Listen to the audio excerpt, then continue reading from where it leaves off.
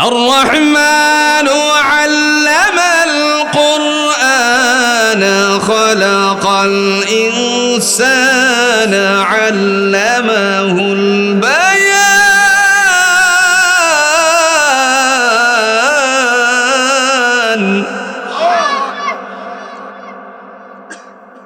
الشمس والقمر بحسبان والنجم والشجر يسجدان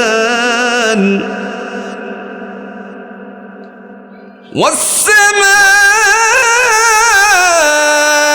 رفعها ووضع الميزان ألا تطغوا في الميزان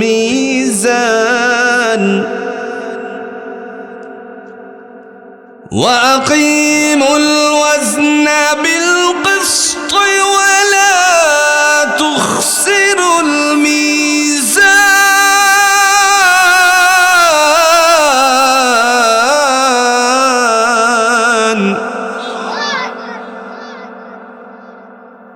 والأرض وضعها للأنام فيها فاكهة والنخل ذات الأكمام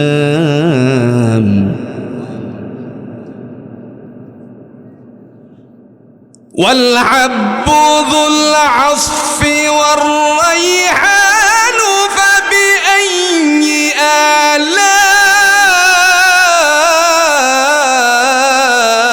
آلاء ربكما تكذبان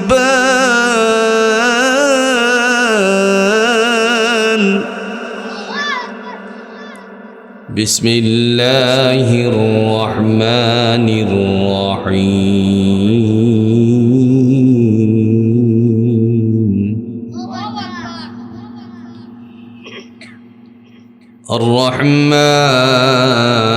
الرحمن علم القرآن خلق الإنسان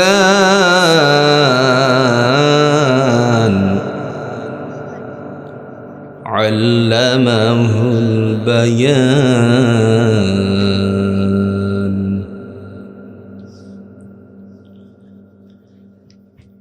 الرحمن علم القرآن خلق الإنسان علمه البيان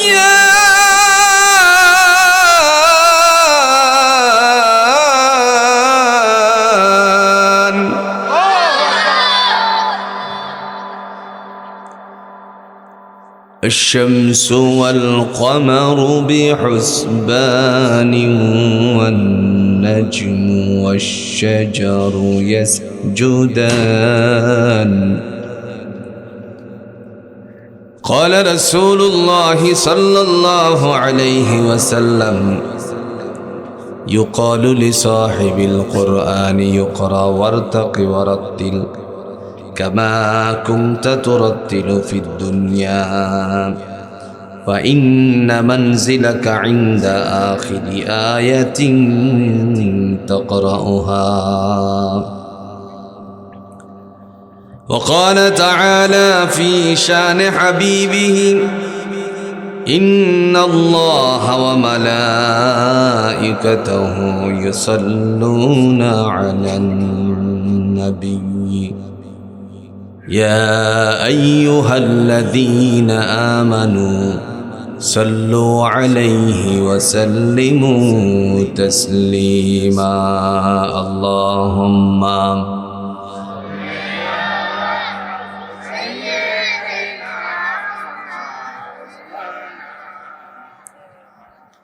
وعلى آل سيدنا مولانا محمد আরবের মরুর প্রান্তরে মা আমিনার কোলে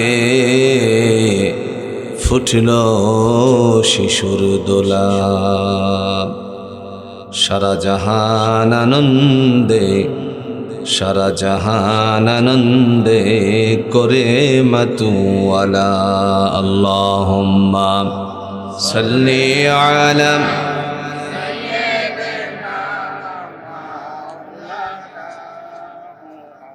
وعلى آل سيدنا مولانا محمد بلغ العلا بكماله كشف الدجى بجماله حسنت جميع خصاله صلوا عليه وآله। শুভারামপুর সিদ্দিকিয়া হাফিজিয়া মাদ্রাসার হাফেজ ছাত্রদের পাগড়ি প্রদান উপলক্ষে আয়োজিত আজকের এই ৪২তম বার্ষিকী তাফসিরুল কোরআন মাহফিলের শ্রদ্ধাভাজন সভাপতি হযরত মাওলানা আব্দুল কাদের সাহেব হাফিজাহুল্লাহ, সাবেক খতিব, শুভারামপুর কেন্দ্রীয় জামে মসজিদ। আল্লাহ সুবহানাহু ওয়া তাআলার পক্ষ থেকে তারই বান্দাকে কোরআনের জন্য, ইসলামের জন্য কবুল করুক। সহ সভাপতি বিশিষ্ট ইসলামী চিন্তাবিদ হযরত মাওলানা আইয়ুব আলী সাহেব দামাত বরকাতুল আলিয়া, সাবেক খতিব, শুভারামপুর কেন্দ্রীয় জামে মসজিদ। আল্লাহ তাআলা তারই বান্দাকেও কোরআনের জন্য কবুল করুক। আজকের মাহফিলের আপনাদের মাঝে অত্যন্ত সংক্ষিপ্ত আকারে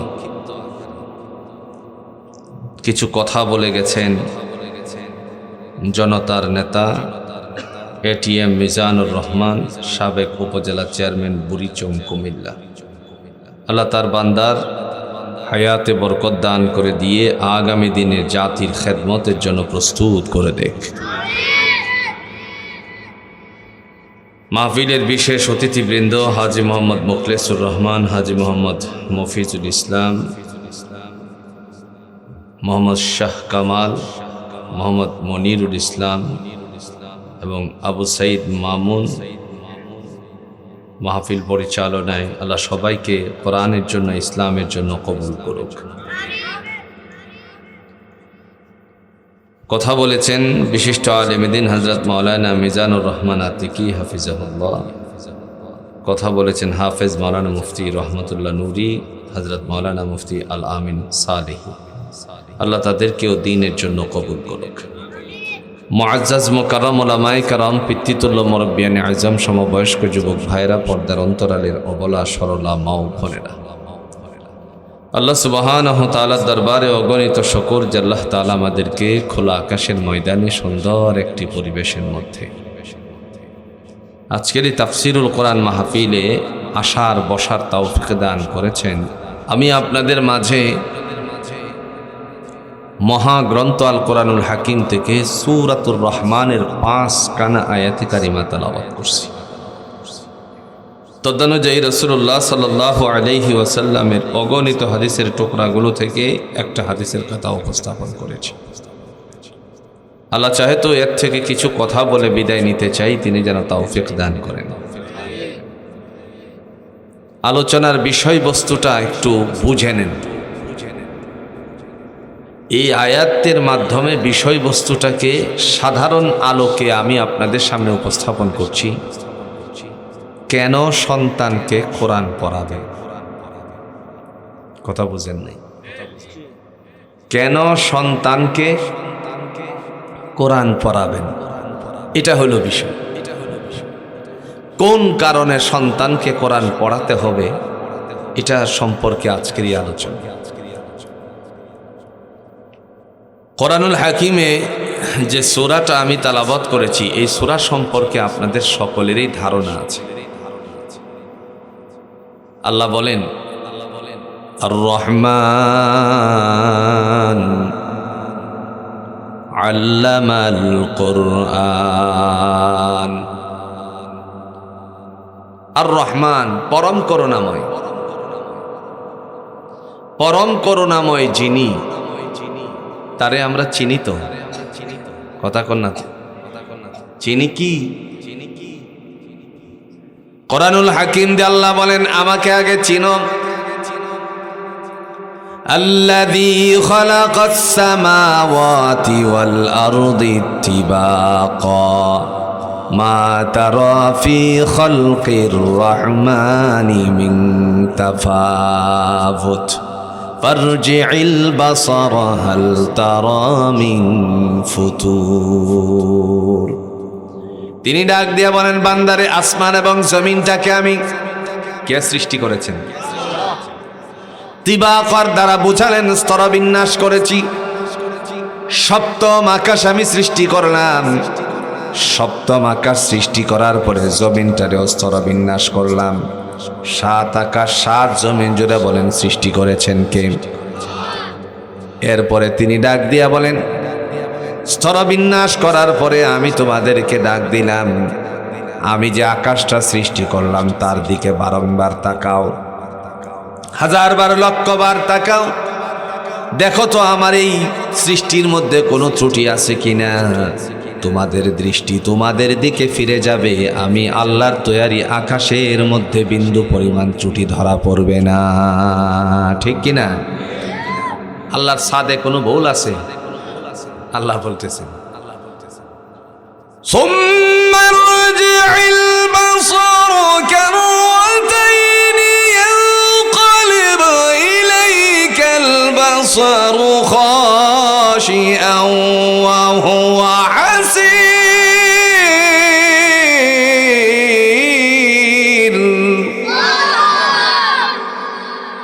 বান্দারে তাকাও আমার এই সাদের দিকে, হাজার বার লক্ষ কোটি বার তাকাও, তোমার দৃষ্টি তোমার দিকে ফিরে যাবে, আমি আল্লাহর ছাদের মধ্যে কোনো ত্রুটি বিচ্যুতি ধরা পড়বে না। তার মানে আকাশ জুড়ে বলুন তো সৃষ্টি করেছেন কে? কেন সৃষ্টি করলেন? তিনি বলছেন আমার নাম হলো রহমান। তার নাম কি? এখন আমাদের এই সময়টাকে আমরা কি বলি তো বুঝতে পারেননি? এদিকে নয়, এই যে সময়টা চলছে, এই যে আমাদের সময়টা চলছে, এই সময়টাকে এই মুহূর্তে আমরা কি বানাইছি? রাত। নাম কি? রাত। রাত পহালে কি আসে? দিন। আমি আল্লাহ পাক রব্বুল আলামিন যে রহমান, তার পরিচয় তোমরা নাও। দুইটা জিনিস তোমাদেরকে আমি দিছি, এক হলো রাত্র দিলাম, আরেকটা হলো দিন দিলাম। রাত্র দেওয়ার পিছনে কারণ কি? দিন দেওয়ার পিছনে কারণ কি? আল্লাহ বলেন, ওয়াজআলনাল লাইলা লিবাসান ওয়াজআলনান নাহারা মাআশা। রাত্র দিলাম যাতে করে তোমরা আরাম করতে পারো, দিন দিলাম যাতে তোমরা জীবিকা নির্বাহ করতে পারো। সুবহানাল্লাহ। মানুষ রাতের বেলায় ঘুমাতে হয়, এই সিস্টেমটা জারি করেছেন কে? একটু জোরে বলেন, জারি করেছেন কে? আল্লাহ। এই জন্য তিনি হচ্ছেন রহমান। রহমান ডেকে বলেন, আল্লামাল কোরআন, আমি তোমাদেরকে কোরআনের জ্ঞান দান করেছি। বন্ধু, যেই কোরআন আজকে আমাদের ঘরে আছে, সেই কোরআন শুভারামপুর সিদ্দিকিয়া হাফিজিয়া মাদ্রাসায় জোরে বলেন আছে কিনা? এই কোরআন আজকে জমিনের মধ্যে মানুষেরা যখন তালাওয়াত করে, আল্লাহ পাক বলেন, বান্দারে তোমার ঈমান আমি বাড়িয়ে দেই।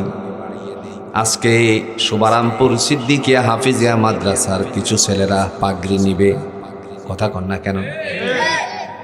বাজার থেকে কাপড়গুলো কিনতে পাওয়া যাবে না? পাওয়া যাবে না?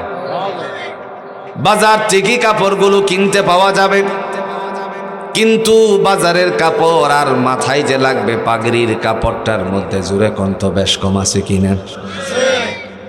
আপনি যদি ময়নামতি ক্যান্টনমেন্টে চলে যান, বড় মার্কেটে গিয়ে একজন বলল, ভাই আমাকে প্যান্টের থানের থেকে 2.5 গজ কাপড় দাও। 2.5 গজ কাপড় আপনি কিনলেন প্যান্টের থান থেকে।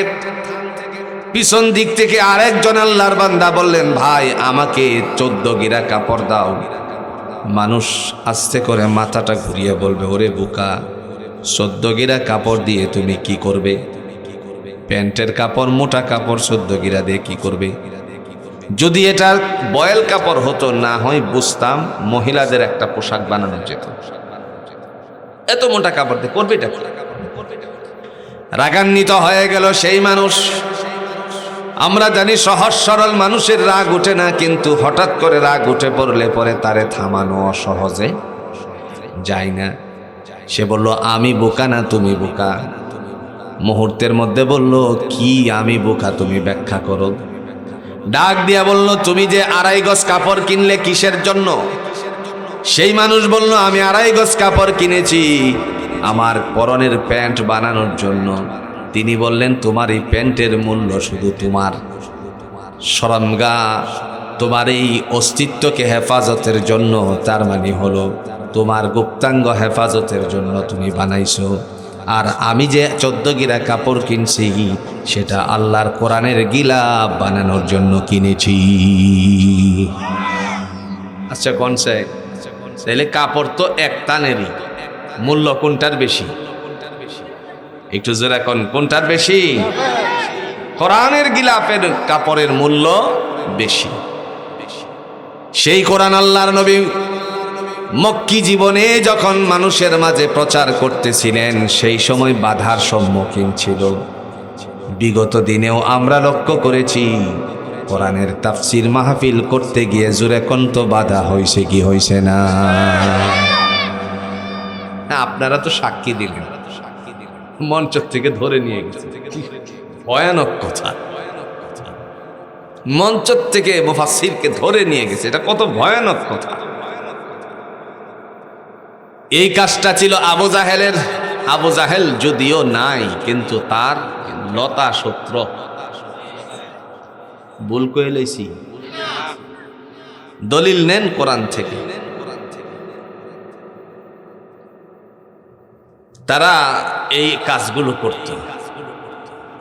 وقال الذين كفروا لا تسمعوا لهذا القرآن والغوا فيه لعلكم تغلبون।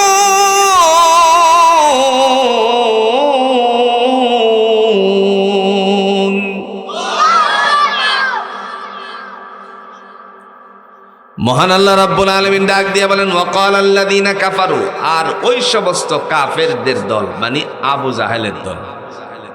দেখেন, আবু জাহেল এবং তার সাঙ্গপাঙ্গরা।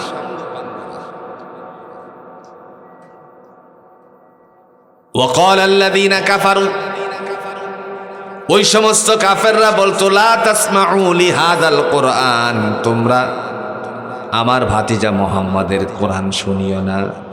মুহাম্মদ সাল্লাল্লাহু আলাইহি ওয়াসাল্লামের কোরআন শুনতে নিষেধ করেছিল। জুরে বলুন তো কে? আবু জাহেল। তাফসীর মাহফিল করাতে গিয়ে দেখেন ডিসি অফিসের পারমিশন লাগে নাই, মানে কথা কোন না, লাগে নাই, মানে উপজেলা মিলনায়তনে যাইতে হবে ইউনুস স্যারের কাছে, থানায় যেতে হবে ইনচার্জের কাছে। শেষে দেখা গেল একদম চেয়ারম্যান সাহেবের বরাবরও একটা অ্যাপ্লিকেশন করতে হবে, এরপরে তাফসীর মাহফিল।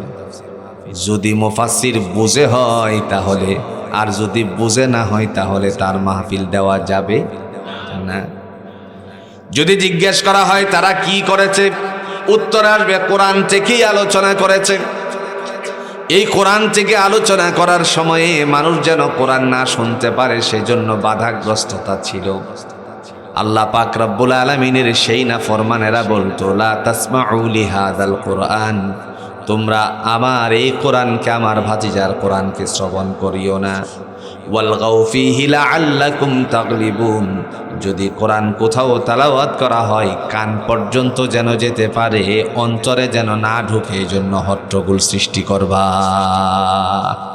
ওই গ্রুপের মানুষেরা কোরআনের জন্য তারা হট্টগোল সৃষ্টি করত। আর গোটা পৃথিবী জুড়ে আমরা দেখছি, বিশেষ করে বিগত দিনে বাংলাদেশেও হট্টগোল হয়েছে। এমন সময় তাদের মনের ভিতরে কেউ জাগিয়েছিল। এদের মধ্যে 3 জন বড় বড় বন্ধু ছিল আবু জাহেলের। একজনের নাম ছিল উতবা, আরেকজনের নাম ছিল সাইবা, আরেকজনের নাম ছিল ওয়ালিদ ইবনে মুগিরা। উতবা, সাইবা, ওয়ালিদ ইবনে মুগিরা চিন্তা করলো, কেন আবু জাহেলে নিষেধ করেছে একবার বোঝা দরকার। আপনারা বলুন তো, নিষিদ্ধ কাজের প্রতি আকৃষ্টতা কম না বেশি?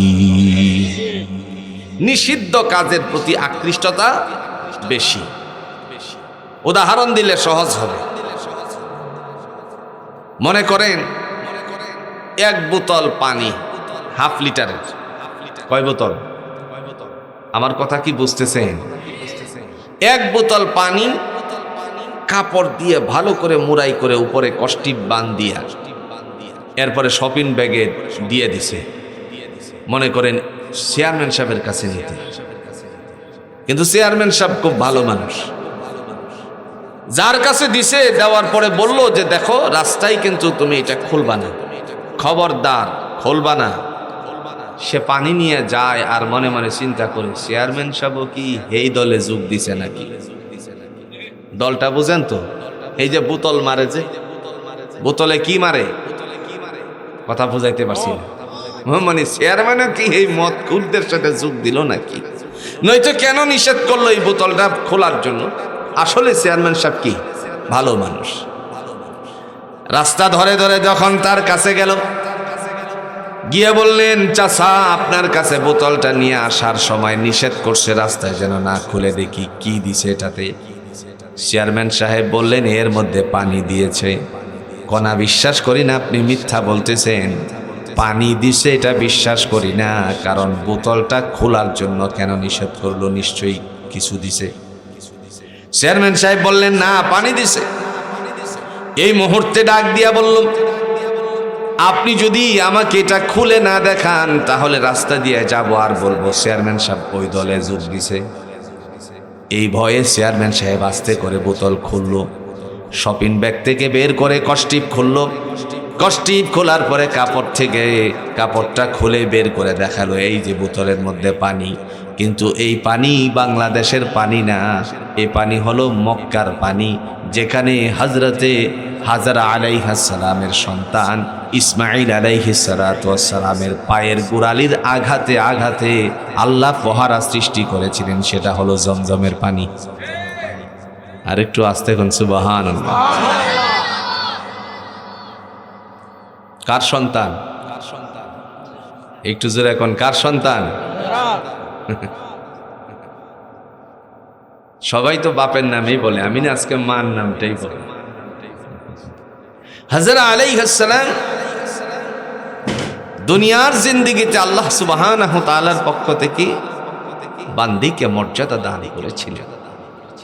শিশু ইসমাইল আলাইহিস সালাতু ওয়াস সালাম, ইব্রাহিম আলাইহিস সালাতু ওয়াস সালাম যেই অবস্থাটা তৈরি করেছিলেন, সেই সন্তানের জন্য আল্লাহ জমজমের বন্দোবস্ত করেছেন। এই পানি করে তুই এইটা চাচা নিষেধ করলো যে রাস্তায় খুলতে, তো নিষিদ্ধ কাজের প্রতি আকৃষ্টতা কম ছিল না বেশি ছিল? আবু জাহেলের 3 জন বন্ধু উতবা, শাইবা, ওয়ালিদ ইবনে মুগীরা, এরা চিন্তা করলো আবু জাহেল আবুল হাকাম কেন নিষেধ করলো, একটু বোঝা দরকার। সাথে সাথে চিন্তা করে আস্তে আস্তে করে রাতের বেলায় রওনা দিল নবী মুহাম্মদ সাল্লাল্লাহু আলাইহি সাল্লাম যে কোরআন পড়ে কোরআনটা শোনার জন্য। আমার ভাইরা, এই কারণে আপনার সন্তানকে কোরআন পড়াবেন, এই কারণে আপনার সন্তানকে কোরআনের শিক্ষা দিবেন। আল্লাহ পাক রব্বুল আলামিন তিনি সন্তানের উপর রহমত নাজিল করে দিবেন। আমি বলছি না আপনাদের শুভারামপুর সিদ্দিকিয়া হাফিজিয়া মাদ্রাসায় আপনার সব সন্তানদেরকে দেন। আমি বলবো আপনার যদি 3 থেকে 4 সন্তান থাকে অথবা 2 জন থাকে ছেলে, একজনরে আপনি কোরআনের শিক্ষা দেন, সেই মানুষটা অবশ্য আপনার জন্য বহুত কিছু নিয়ে আসতে পারবে না। একটা সময় দেখা গেল আপনার নিয়ে সামনে নিয়ে জানাজা পড়ায়া বিদায় দিতে পারবে, ঠিক কিনা বলেন? জানাজাটা পড়াতে পারবে ভাই, যদি আপনার খুশনসিব হয়। আর খুশনসিব না হলে তো ভিন্ন কথা। বাবা অসুস্থ, অসুস্থতার সংবাদ শুনে যদি 3 ছেলে থাকে, একজন ডাক্তার, একজন ইঞ্জিনিয়ার। ডাক্তার আছেন মনে পড়েন লালমনিরহাটে। লালমনিরহাট চিনেন তো? কথা কন্যাকে লালমনিরহাটের নাম শুনছেন তো? লালমনিরহাট নিয়ে ভারতের মাথা ব্যথা শুরু হয়েছে। হেরা বলে বাংলাদেশ উড়িয়ে দেব, আসামের ব্যারিকেড ভেঙ্গে, আসামের এই দিক থেকে ব্যারিকেড ভেঙ্গে, এই দিক দিয়ে ব্রাহ্মণবাড়িয়ার কসবা থেকে ব্যারিকেড ভেঙ্গে তারা বাংলাদেশে ঢোকার চেষ্টা করছে। আর আমরা বলি ঢুকো ঢুকো, ঢোকার জন্য প্রস্তুতি নাও, আরো সামনে আসো। ব্রাহ্মণবাড়িয়ার বর্ষা বল্লমই যথেষ্ট। কথা বোঝেনি? আসেনি আসেনি, কথা কন্যাকে আসেনি। আহো মামুর বেটা আহো।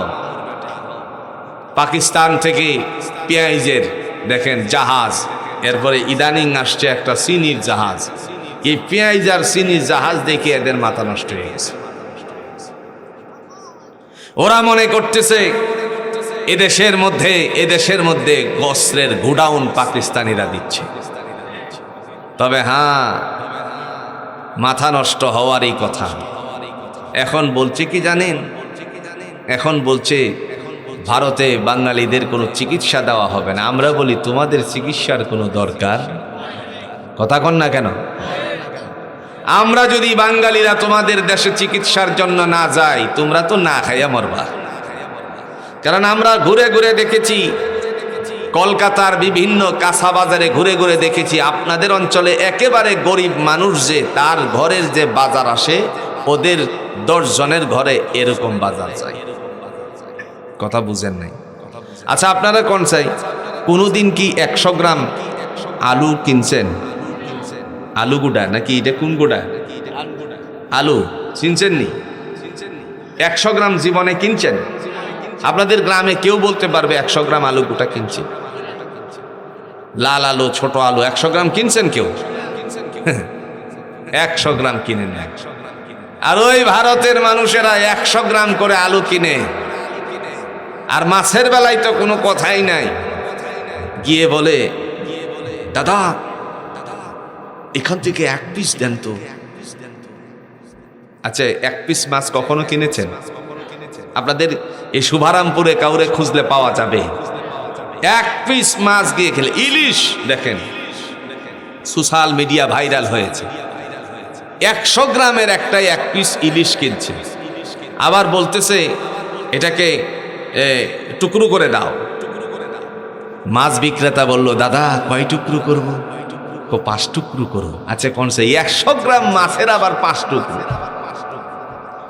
তোমার দেশে যদি আমার বাঙালি মানুষেরা না যায়, আলু তো তোমার দেশে পৌঁছবেই, পেঁয়াজও পৌঁছাবে, ওইটা সংরক্ষণ করে রাখবে কয়দিন, পৌঁছবে। কিন্তু তোমরা আর আমার দেশের মানুষের থেকে যে আয় ইনকাম করে খাচ্ছিলে তাও খুঁজে পাবে না। অলরেডি কলকাতার হোটেল ব্যবসায়ী যারা, এরা বাঙালি যেমন আল্লাহরে ডাকে সুবহানাল্লাহ সুবহানাল্লাহ, হেরা ডাকতে আছে বাংলাদেশের মানুষ আহো, বাংলাদেশের মানুষ আহো, বাংলাদেশের মানুষ আহো। খাউন নাই? আরে বন্ধু, তোমার দেশের মানুষের অবস্থা একবার তাকিয়ে দেখছো? বাঙালি মানুষেরা রাস্তার পাশে মলমূত্র ত্যাগ করে না, আর তোমার দেশের মানুষেরা একসাথে সারিবদ্ধ হয়ে একসাথে টয়লেট করে খোলা আকাশের নিচে। এদের মতো নোংরা, এই ভারতের মাটির মানুষের মতো নোংরা মানুষ এই বাংলার জমিনে খুঁজলে পাওয়া যাবে না।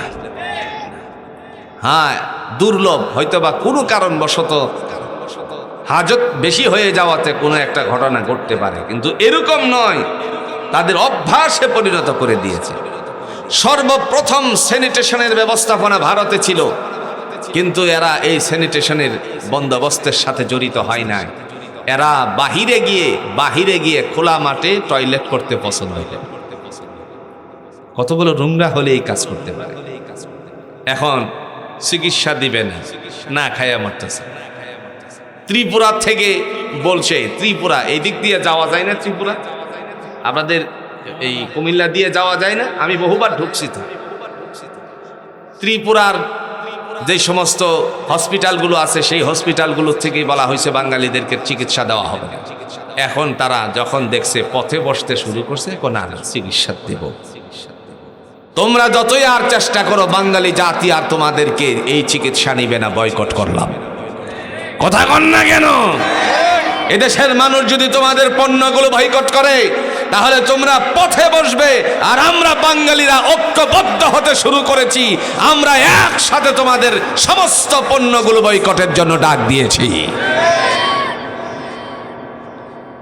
তার কারণ হলো তেল আর পানি যেরকম একসাথে হয় না, কথা বুঝেন, তেল আর পানি যেমন একসাথে হয় না, ঈমান আর কুফরও কখনো একসাথে হতে পারে না। আবু জাহেল ডাক দিয়া বলল, তোমরা আমার ভাতিজার কোরআন শুনবে না। এমন সময় তারা যখন আস্তে আস্তে করে রাসূলুল্লাহ সাল্লাল্লাহু আলাইহি সাল্লামের ঘরের কাছে গেল, ঘরের কাছে যাওয়ার পরে বুঝতে লাগলো কি যেন নবী মুহাম্মদ সাল্লাল্লাহু আলাইহি সাল্লাম পরে। হঠাৎ করে আল্লাহর নবী ডাক দিয়ে পড়লেন, আফালা ইয়াতাদাব্বারুনাল কুরআন ওয়ালাউ কানা মিন ইনদি গায়রিল্লাহি লাওয়াজাদু ফীহি ইখতিলাফান কাসীরা। আল্লাহর নবী যখন কোরআন থেকে পড়লেন, আল্লাহ বলেন আফালা ইয়াতাদাব্বারুনাল কুরআন, এরা কি কোরআন পড়ে না? ওয়ালাউ কানা মিন ইনদি গায়রিল্লাহি লাওয়াজাদু ফীহি ইখতিলাফান কাসীরা, এটা যদি আমি আল্লাহর পক্ষ থেকে না হতো তাহলে এর মধ্যে অনেক বৈপরীত দেখা যেত। তার মানে জোরে বলুন তো, কোরআনটা কার কিতাব? আরো জোরে বলেন, কার কিতাব? আল্লাহর কিতাব।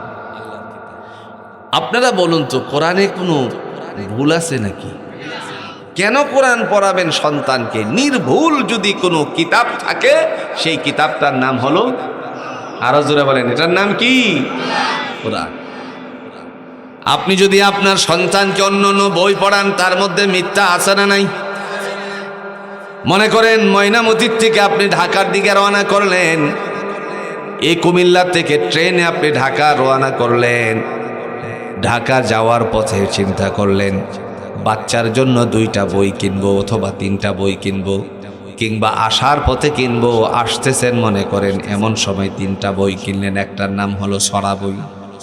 সরা বই বাংলা আসেনি। এরপরে বাড়িতে নিয়ে আসলেন, আপনার বিবির হাতে উঠিয়ে দিলেন, বললেন আমার সন্তানের বয়স 4 বছর হয়ে গেছে, তুমি তারে ছড়ার বইটার সাথে পরিচয় করাবা। এবার তারে ব্যঞ্জন বর্ণ স্বরবর্ণ অক্ষরগুলো শিক্ষা দিতে লাগলো। স্বর ও শিক্ষা দেওয়ার সময় আবার ছড়া বানিয়ে বানিয়ে শিক্ষা দিতে লাগলো স্বরতে। দেখেন, অজকরটি আসছে তেরে, নাই? আমি কি পড়াটা ভুল বলছি নি? স্বরতে লেখা আছে অজকরটি আসছে তেরে, সরায়াতে লেখা আমটি আমি খাবো পেরে, আছে কিনা? কেন আচ্ছা, কোন সে অজকর কি আসতেছে? বাচ্চারে মিথ্যা শিক্ষাচ্ছে। অজকরটি আসছে তেরে, বাচ্চাকে শিখালাম আমটি আমি খাবো পেরে, তার মানে হলো তুফানের দিন শুরু হলে পরে অপরের কাছ থেকে ডিল দিয়ে কেমনে আম খাওয়া যাবে সেই মিথ্যা শিক্ষা দিলাম, চুরি বিদ্যা। আপনাদের এই শুভারামপুর সিদ্দিকিয়া হাফিজিয়া মাদ্রাসা সহ বাংলাদেশের বহু মাদ্রাসা আছে যেখানেও সরার বই পড়ানো হয়, যেখানে লেখা আছে শরতে উযু করে নামাজ পড়ো, নামাজ শেষে দোয়া করো। শরায়াতে লেখা আছে আজান শোনো মিনার হতে, আজান শোনো মিনার হতে, জামাত ধরো সময় মতে। তাহলে বোঝা গেল পড়া পড়া বেশ কম আছে কিনা। এরপরে আপনি যখন স্কুলে বাচ্চাকে পড়ালেন, আমরা ছোট্ট সময় কবিতা পড়েছি, কবিতার নাম কবিতা যখন পড়েছিলাম কবিতাও মিথ্যা ছিল, এটার সাথে কোনো সম্পর্ক ইসলামের ছিল না। আমি আপনাদেরকে বললে পরে আপনাদের মনে পড়বে, সেটা ছিল আগডুম বাগডুম গোড়ার ডিম সাজে, কবিতা ছিল না? কথা কন নাকি? কবিতা ছিল না? আগডুম বাগডুম। স্যারের যদি জিজ্ঞেস করা হয় স্যার আগডুম অর্থ কি, স্যারের গোষ্ঠীর কেউ জানবে না, না বলতে পারবে আগডুম অর্থ কি। আগডুম বাগডুম গুড়ার ডিম। আচ্ছা, গুড়া কি কখনো ডিম দেয়? কথা কন না কেন? ডিম দেয়? দেয় না। পড়াটা কি সত্য না মিথ্যা? এই যে আমাদেরকে পড়ালো সেটা ছিল মিথ্যা। আর বিগত সরকারের আমলে আপনারা লক্ষ্য করেছিলেন শিক্ষানুরাগী যারা ছিল, শিক্ষামন্ত্রী আগে ছিল, যেই মানুষটা সে মানুষে চাইছিল বাংলাদেশ থেকে শিক্ষা উঠে যাক, যার কারণে শিক্ষানীতি চালু করতে গিয়ে দেখা গেল বেড়া মানুষ বেডি হয়ে গেছিল। কথা কন নাকি? বেড়া মানুষ কি হয়েছে? আপনারা মনে মনে চিন্তা করছে এটা কি বলে? আরে এটা ছিল শরীফ থেকে শরীফা। শোনেন নাই গল্পটা? শরীফ থেকে শরীফা। শরীফা আবার শরীফ থেকে হয় কিভাবে? আচ্ছা আপনারা কোনছে এই শরীফারে যদি 1 বছর আপনাদের কুমিল্লার কোনো কারাগারে রাখে মেয়েদের সাথে, 1 বছর পর ছেড়ে দিল, মেয়েদেরকেও ছাড়বে, অনেক মেয়েরা একটু স্বাস্থ্যবান হইয়া বাইর হবে। কথা বুঝাইতেছি না? স্বাস্থ্যটা কোন দিকে দেখাইছি বুঝছেন তো? কথা বুঝেন নাই? স্বাস্থ্যবান হয়ে বের হবে, কারণ শরীফাই তারে সর্বনাশ করছে। কথা কন না কেন? কত মিথ্যা পড়া ছিল। আমরা এবার কোরআনকে জিজ্ঞেস করি, ও কোরআন, কেন তোমাকে আমি পড়বো, কেন আমার সন্তানকে পড়াবো? কোরআন বলে, আমি যে শিক্ষাটা দেই, আমার আল্লাহ আমার মাধ্যমে যে শিক্ষাটা দেন, এই শিক্ষায় কোনো মিথ্যা শিক্ষা নাই, যত শিক্ষা আছে সত্য শিক্ষা। আর এই কোরআনটা হলো সত্যবাণী হিসাবে, জুড়ে বলেন নাজিল করেছেন কে? দলিল আছে? কথা কন না কে? দলিল আছে? দলিল